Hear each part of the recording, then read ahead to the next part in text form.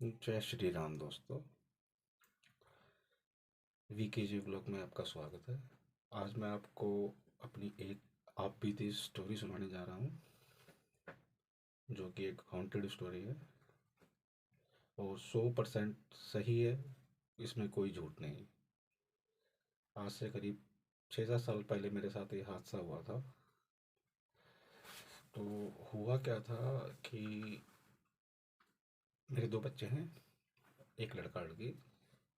तो लड़के का जन्म जब मेरा हुआ ही था, छोटा 1-2 महीने का वो। तो हुआ क्या था उस दिन, रात को करीब हम कहीं से घूम के आए थे। तो रात को घूम के आए तो मेरी वाइफ और बच्चा और मेरी बेटी, हम सारे चारों एक साथ सोए।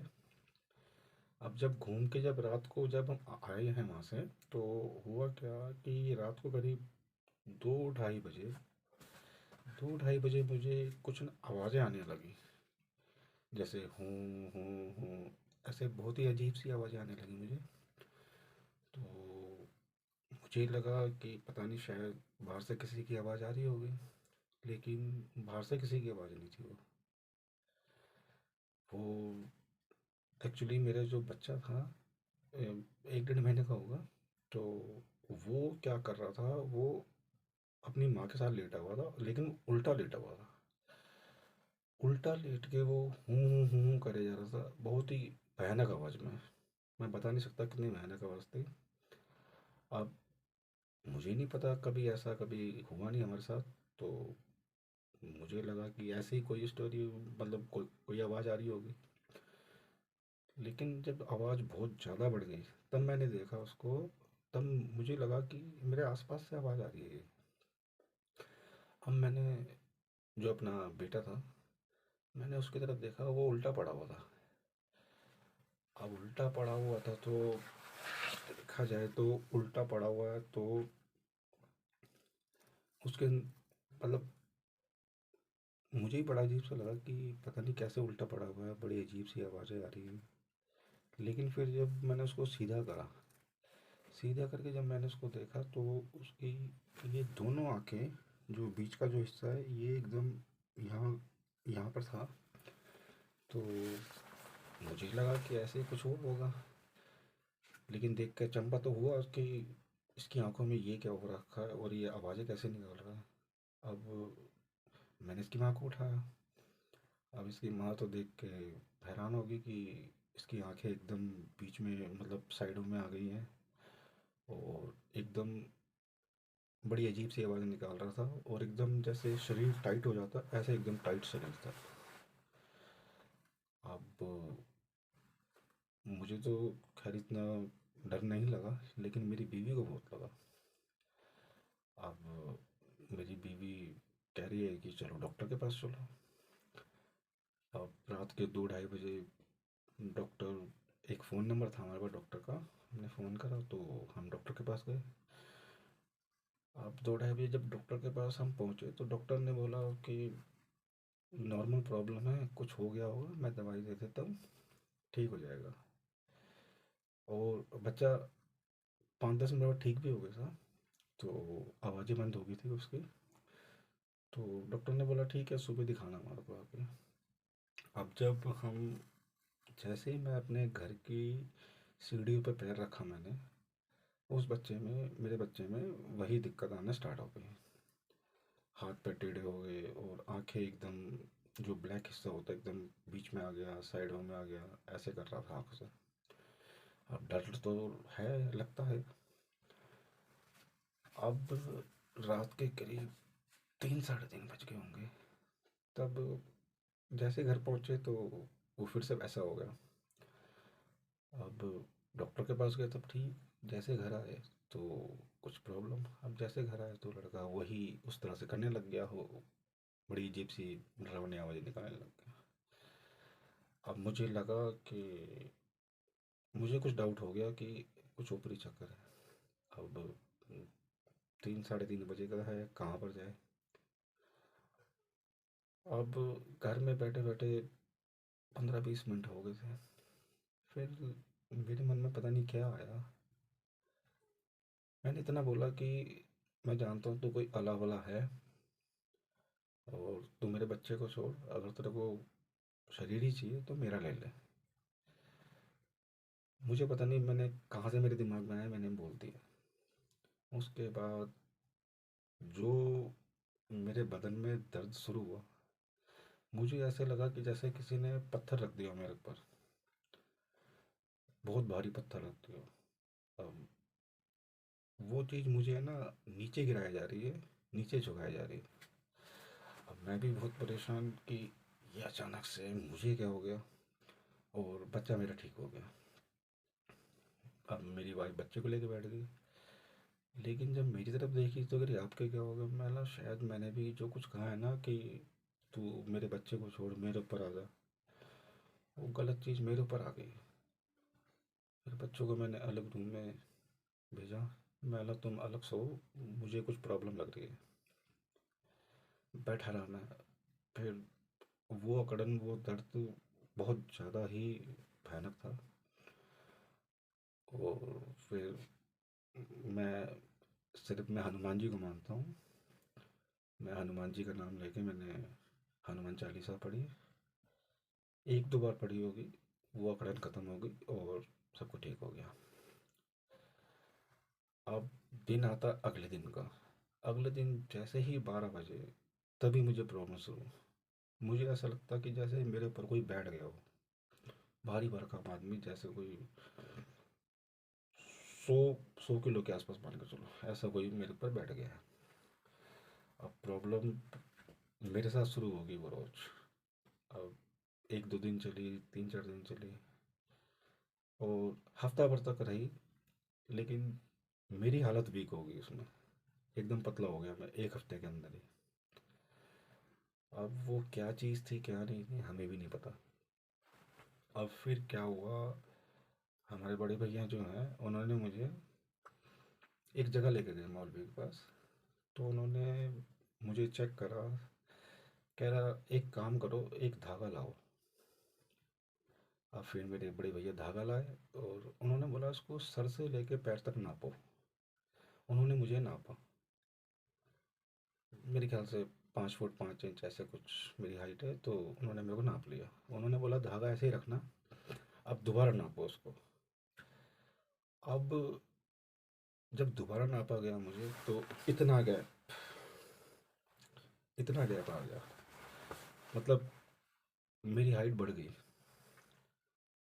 फिर तीसरी बार नापा, तब मेरी हाइट घट गई।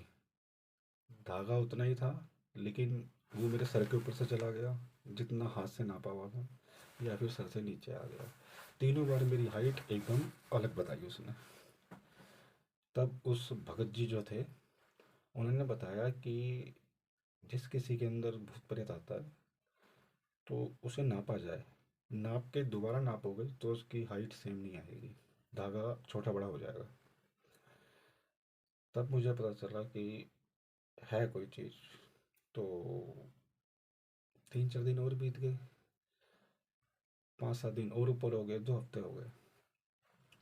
फिर एक दिन क्या हुआ, अब लोग बस जो मेरे दोस्त थे वो भी थोड़ा सा मेरे से कटने लग गए कि भाई इसके अंदर भूत प्रेत है। और यार दोस्तों ने मेरे साथ साथ देना छोड़ दिया, साथ बैठना छोड़ दिया, मैं अकेला हो गया। फिर क्या हुआ, हमारी गली में कीर्तन हुआ, एक जागरण जिसे बोलते हैं, माता का जागरण। माता के जागरण में हम गए। तो वहाँ पर बड़े बड़े जो गमले होते हैं माता के, वो भी रखे हुए थे, स्टेज के लिए जो रखते हैं बड़े बड़े गमले। अब वो एक ही मेरे ख्याल से 40 50 किलो का होता होगा एक। अब सब गमले उठा रहे थे, सब 2 या 3 बंदे मिलके एक गमला उठा रहे थे, गिर ना जाए। अब मैं भी बोर हो रहा था, मैंने बोला चलो मैं भी उठा लेता हूँ, थोड़े टाइम पास भी हो जाएगा। अब जैसे ही मैंने एक गमला अकेला मैंने अपने हाथों से उठा लिया, एक गमला मैंने 40 50 किलो का था, वो मैंने अपने हाथों से अकेले उठा लिया। उठा के मैंने वो गमला जहाँ रखना था मैंने रख दिया। तो जो भी सब लोग थे वो मुझे देखने लग गए। अब वो कह रहे हैं कि भैया इसमें तो भूत प्रेत है। अब डरने लग गए मुझसे लोग कि इसके अंदर तो भूत प्रेत है और ये इतनी भारी भारी चीज़ अकेला उठा लेता। फिर बारी आई अनाज की बोरी, वो भी लोग दो दो तीन तीन उठा रहे थे और मैं अकेला ही उठा रहा था। अब उनसे और पक्का हो गया कि मेरे अंदर भूत प्रेत है। अब क्या करे, मतलब मैं भी परेशान था बहुत कि मैं अब करूँ तो क्या करूँ। मतलब यार दोस्त रिश्तेदार सब कटने लग गए थे और बच्चा मेरा ठीक हो गया था, लेकिन मेरे साथ प्रॉब्लम शुरू हो गई थी, काम धंधा सब छूट गया। अब क्या हुआ, किसी ने बोला कि बालाजी मंदिर चले जाओ, ये है वो है, लेकिन मन नहीं माना। फिर क्या हुआ, एक दिन अ, किसी ने मुझे मीठा प्रसाद ला के दिया। प्रसाद बूंदी का था, दिन का टाइम था और मैं प्रसाद खाया तो दिन में ही मेरे अंदर असर शुरू हो गया। वैसे तो रात को होता था, लेकिन उस दिन दिन में ही हो गया। दिन में वही भारी भरकम चीज़ मेरे ऊपर आके बैठ गई। अब मुझे नहीं पता क्या चीज़ थी। तो हमारे इलाके में एक भगत जी हैं, जिनमें कोई भगत आते हैं तो वो इलाज करते हैं भूत प्रेतों का। अब क्या हुआ, जब मैं उनके पास दिन में ही गया तो वो अपनी गद्दी पे बैठे हुए थे। गद्दी पे बैठे हुए थे तो उन्होंने मेरे को देखते ही कहा कि दो बंदों को और साथ लाया है, तीन बंदे हो तुम। तो मैं बोला भैया मैं अकेला आया हूँ और प्रॉब्लम है। कह रहा तेरे साथ दो बंदे और हैं, एक काम करो तुम अंदर आ जाओ। अब वो दो कौन थे मुझे नहीं पता। अब वो दोनों अंदर नहीं आए। अब जो कोई चीज़ दिखती नहीं है वो कहाँ से नजर आएगी। मुझे कुछ नहीं दिखता कि कौन था क्या नहीं था, लेकिन जो भगत जी थे उनको दिख गया वो। अब भगत जी बैठे हुए हैं, वो कह रहे हैं क्या प्रॉब्लम आई थी बताओ पहले। मैंने जी ऐसी ऐसी बात है, रात को हम कहीं से घूम के आए तो बच्चे में दिक्कत हो रही थी, मैंने इतना बोला कि आप इसको छोड़ दो मेरे अंदर आ जाओ। वो चीज़ डायरेक्ट मेरे अंदर आ गई। अब उन्होंने सब बात सुन ली मेरी, कितने दिन हो गए क्या नहीं। तो उन्होंने मुझे कुछ उपाय बताए कि ये कर लेना ठीक हो जाएगा, लेकिन एक दो दिन तक कुछ आराम नहीं आया। फिर प्रॉब्लम ये आई कि परेशानी मेरी वहीं की वहीं थी।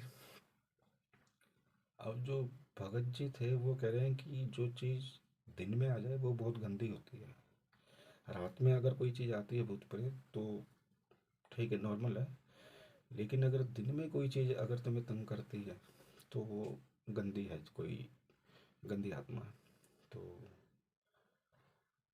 उन्होंने फिर बताया, उन्होंने हफ्ता इलाज करा फिर लेकिन हुआ नहीं। लेकिन उन्होंने बोला फिर एक लास्ट इलाज है, मैं तुम्हें कुछ सामान लेके देता हूँ वो लेके आइए आप, और अगले दिन आपका आपका उतारा होगा। बोला ठीक है जी। जो जो पर्चा था भाई, बहुत सामान था उसमें, मिठाई थी, मीट भी था, कपड़े थे, दारू थी, बहुत सामान था। फिर उन्होंने ये भी कहा था कि अपनी पूरी फैमिली को लेके आना, मैं सबके ऊपर से उतारा करूँगा कि वो आपके ऊपर से उतर के किसी और पे ना आ जाए। फिर अगले दिन हम उनके पास पहुँचे तो उन्होंने सबको लाइन से बिठा दिया और जो भी मैं सामान लाया था सबके सर के ऊपर से उतार के उन्होंने चौराहे पे रख के आ गए। चौराहा मतलब जहाँ चौक होता है वहाँ पर रख के आ गए। उन्होंने बोला अब घर जाइए और कोई प्रॉब्लम नहीं आएगी। मैं झूठ नहीं कहता, मैं बहुत दुआ देता हूँ उनको कि उस दिन के बाद मुझे कोई प्रॉब्लम नहीं आई। तो भैया ये थी मेरी स्टोरी, आप बीती। लेकिन इस बीच में मैं इतना परेशान हो गया था ना, रिश्तेदारों ने काम बात करना मत कर दिया, दोस्तों ने, काम भी छूट गया, सब कुछ बर्बाद हो गया था। लेकिन मैं आज भी दुआ देता हूँ भगत जी को कि उन्होंने मेरे ऊपर से ही उतारा करा। और ये चीज़ मेरे साथ 3 मंथ तक रही थी, 3 महीने। 3 महीने में हालत बहुत बुरी हो गई थी। तो ये चीज़ें होती है, इसे इग्नोर ना करें और चौराहे पर से देख के चलें, क्योंकि हमें नहीं पता होता कि हम चौराहे के ऊपर से निकल चुके हैं। कोई भी कोई भी उतारी हुई चीज़ रखी होती है तो हम उसके ऊपर से अगर हम निकल जाएं तो वो चीज़ हमारे ऊपर आ जाती है। तो ऐसा ही कुछ हमारे साथ हुआ था, किसी का उतारा मेरे बच्चे पे आ गया था, और फिर मैंने कुछ ऐसा बोला कि वो मेरे ऊपर आ गया। तो जो चीज़ मैंने खुद से बुलाई थी, वो चीज़ें बहुत मुश्किल से जाती हैं जिन्हें हम खुद बुलाते हैं। इसलिए कभी ऐसी गलती मत करना कि कभी जैसा मैंने करा कि इसको छोड़ मेरे ऊपर आ जा, तो ये चीज़ें जल्दी से जाती नहीं है और सब कुछ बर्बाद हो जाता है। तो सर यही थी मेरी स्टोरी। जय श्री राम। और अगर ये स्टोरी आपको अच्छी लगी है तो प्लीज़ लाइक शेयर कमेंट करना। जय श्री राम।